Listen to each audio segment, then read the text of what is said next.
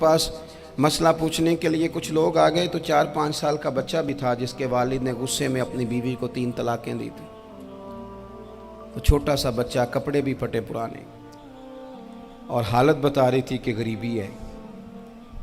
तो जब मैंने मसला बताया कि 3 तलाकें हो गई हैं तो वापस जाने लगे। तो बच्चा मुझसे कहता है, देहाती आदमी तो कहने लगा, मौलवी साहब मेरी अम्मा ते नानी कहनी असन पूछ के आई आप कि हुण असीं लहदा ही रहना है।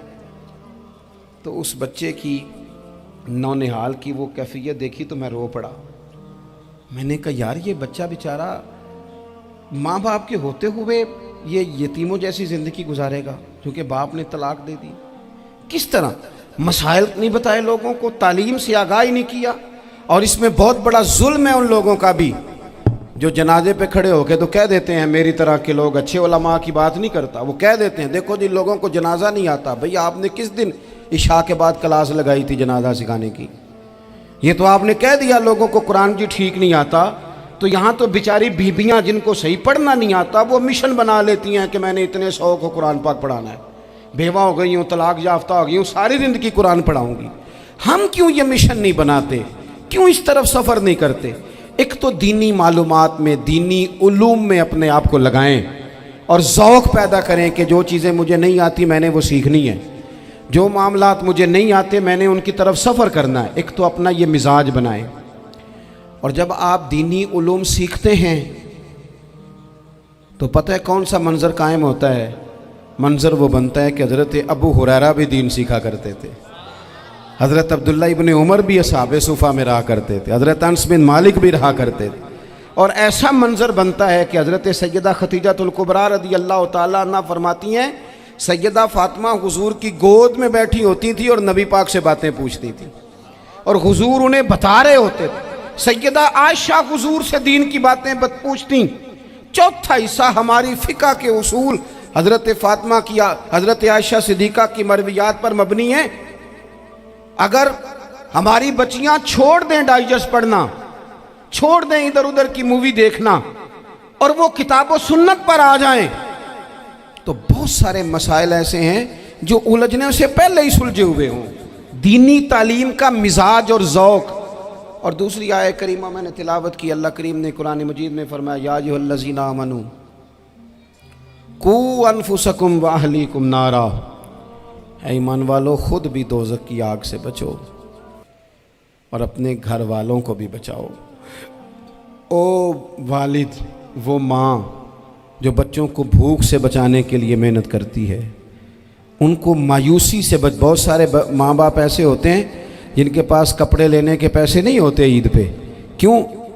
अजान शुरू होगी जी, अजान सुने जी। अजीज़ भाई, जिस तरह हम अपने बच्चों को देखें, बहुत सारे माँ बाप के पास गुंजाइश नहीं होती, लेकिन इस नीयत से कि बच्चों के दिल टूट जाएंगे, ईद पे कैसे गुजारा करेंगे, मुश्किल से भी कपड़े ख़रीद के देते। इस तरह हम अपने बच्चों को भूख से, प्यास से, मायूसी से बचाते हैं। इस तरह हमारे रब ने हमारे ज़िम्मे लगाया है कि तुम अपने बच्चों को कोशिश करो दोज़ख की आग से बचाने की। हज़रत उमर फ़ारूक रज़ी अल्लाह तआला अन्हु ने अर्ज़ किया था, या रसूल अल्लाह सल्लल्लाहु तआला अलैहि वसल्लम, इस आया करीमा का माना क्या है? तो महबूब करीम अलैहिस्सलाम ने फरमाया, उमर, जिन चीज़ों का अल्लाह तुम्हें हुक्म देता है तुम अपने घर वालों को उन चीज़ों का हुक्म दो, जिन चीज़ों से रब रसूल तुम्हें मना करते हैं अपने घर वालों को उनसे रोको। अपने घर के अंदर निफाज़ दीन करने की कोशिश करो। मेरे भाई, बहुत ज़्यादा आजमाइश है हमारे घरों में, बेचैनियाँ हैं, इज़्तिराब है, बच्चों में सख्ती है, बहन भाई एक दूसरे के साथ लड़ते हैं, मिजाजों में तलखी आ गई। क्यों भला? इसलिए कि माँ बाप को जो बेहतरीन किरदार और जो हसीन तरीका घर में अपनाना चाहिए था, बच्चे तकरीर बाहर से सुनते हैं लेकिन वो फॉलो अपने माँ बाप को करते हैं। अगर माँ बाप में हौसला हो, सब्र हो, इत्मीनान हो, खुददारी हो, थोड़े पर गुजारा करने का मिजाज हो। देखें ना, आज डिप्रेशन है, टेंशन है, पैनिक्स अटैक्स हैं, बड़ी सारी चीज़ें आ गई हैं। क्यों भला? सब्र नहीं, तहम्मुल नहीं, बुर्दबारी नहीं। आजमाए। एक दिन एक बच्चा मेरे पास आ गया मदरसे का और आके वो रोने लगा میرے گھر والے کہنے لگے کھانا چھوڑ دیں، پہلے اس کی بات سن لے۔ میں نے کہا پتر کیا ہوا، کسی نے مارا ہے کسی استاد نے؟ کہنے لگے نہیں حضرت، گھر فون کیا تھا تو میری اماں اور ابا کی لڑائی ہو رہی ہے۔ بچہ کانپ رہا ہے، ٹانگیں کانپ رہی ہیں۔ میں نے کہا کیا ہو کیا گیا تمہیں پتر، لڑائی ہو رہی ہے تو گھروں میں ہو ہی جاتی ہے۔ کہنے لگے نہیں، آپ کو پتہ نہیں وہ بڑا سخت لڑتے ہیں۔ میرے والد جب میری والدہ کو مارنے کے لیے آگے بڑھتے ہیں تو ہم سارے چارپائیوں کے نیچے چھپ جاتے ہیں، ہمیں خوف آتا ہے، وہ منظر خطرناک ہوتا ہے۔ یہ کون تکلیف دے رہا ہے اپنے بچوں کو؟ یہاں بیٹھے ہمارے ہاں میلوں دور رہتے تھے اس کے گھر والے، تو وہ تکلیف میں تھا، تو گھر میں کیا کیفیت ہوگی؟ اگر حوصلہ ہو، صبر ہو، قناعت ہو، اللہ کے دیے ہوئے تھوڑے رزق پر ہمیں راضی رہنا آتا ہو، ہمارے گھروں میں سکون آئے، اطمینان آئے، ہم جو زندگی بڑی خوشی خوشی گزار سکتے ہیں۔ ہمارے مزاجوں کا لالچ، ہماری طبیعتوں کی بے راہ روی، ہماری جھوٹی انا کا بت، ان ساری چیزوں کو ختم کر دیتا ہے۔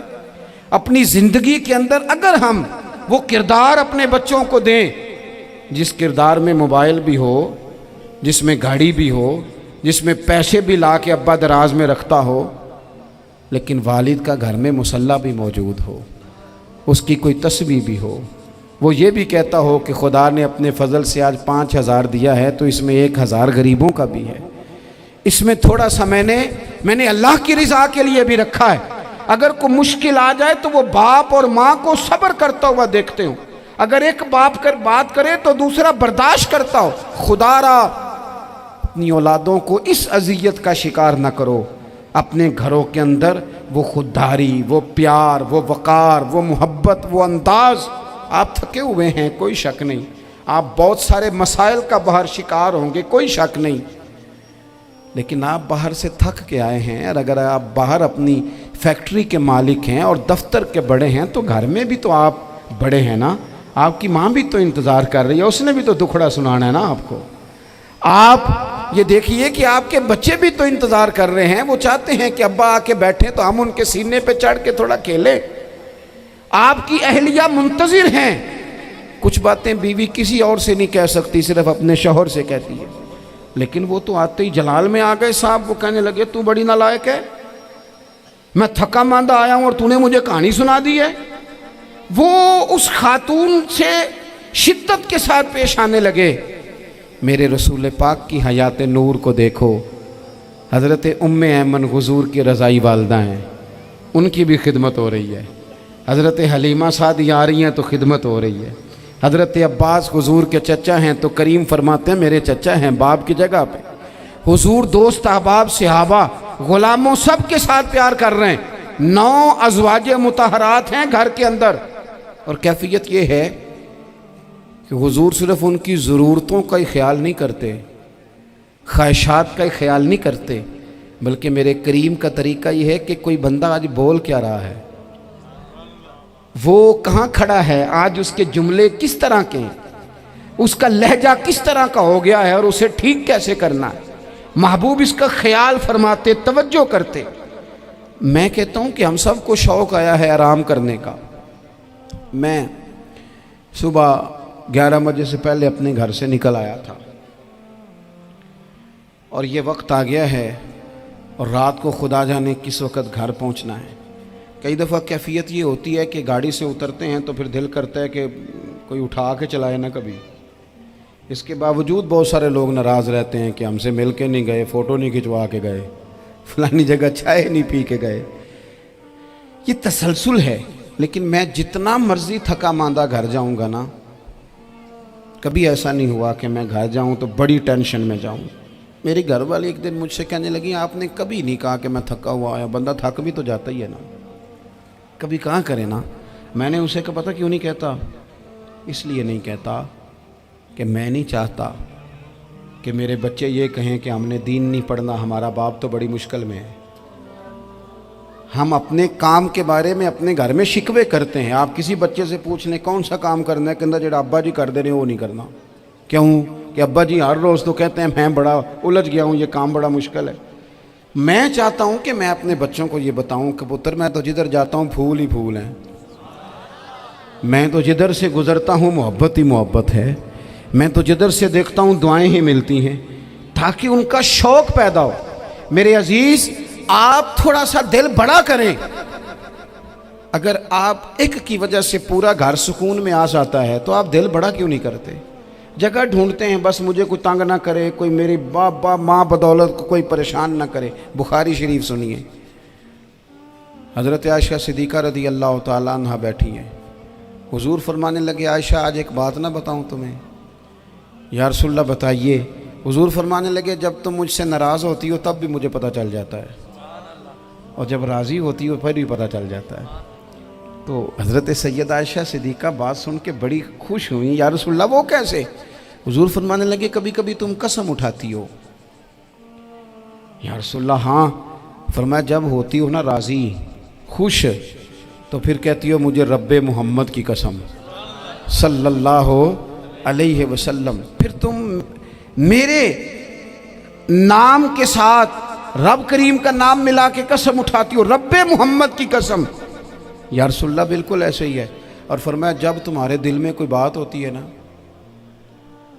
تو پھر تم کہتی ہو مجھے رب ابراہیم علیہ السلام کی قسم، پھر تم رب محمد نہیں کہتی۔ یہ بخاری مسلم میں موجود ہے۔ حضرت عائشہ صدیقہ نے تو بات سنی تو کھل گئی طبیعت، کہنے لگی کریم صدقے جاؤں یہاں تک خیال فرماتے ہو؟